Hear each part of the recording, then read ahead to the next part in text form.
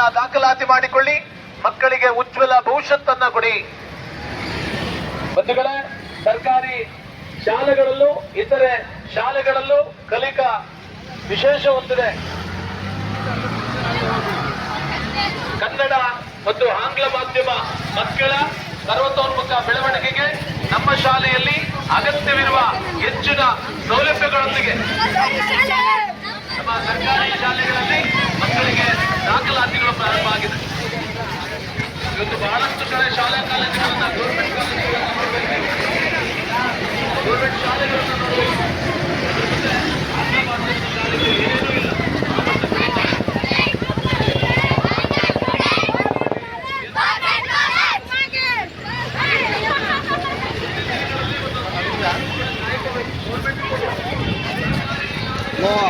ಹೇಳ್ರ